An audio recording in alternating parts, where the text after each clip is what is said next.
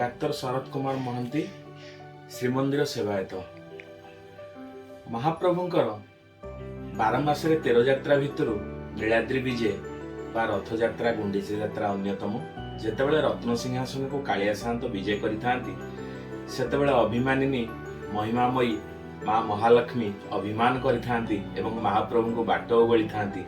जो विजय द्वार कंसा कबाट खेलिथांती सेतिक बेले महाप्रभु कहिथांती कबाट मुत्पाटयं सिंधु कन्यके, अर्थात हे सिंधु राजजेमा कबाट खोलो।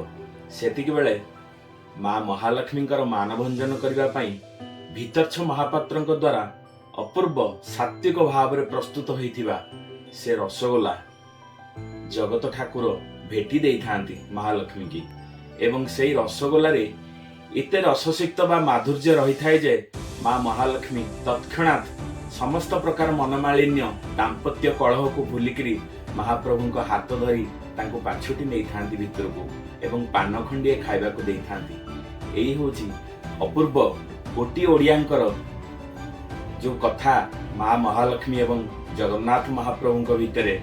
खाली सेतिक नुहे महाप्रभु जे रसगोला को अंगीकार करचंती अनेक प्रकार छेना जातीय द्रव्य श्रीमंदिर रे व्यवहार होई थाए, यथा छेना मांडुओ, छेना मुड़ुकी, छेना कटा, रसाबली, रसमलई, क्षीर सागर, क्षीरा छेना एमती अनेक प्रकार भोग नैवेद्य महाप्रभु को प्रत्येक दिन व्यंजन रे लागि थाए।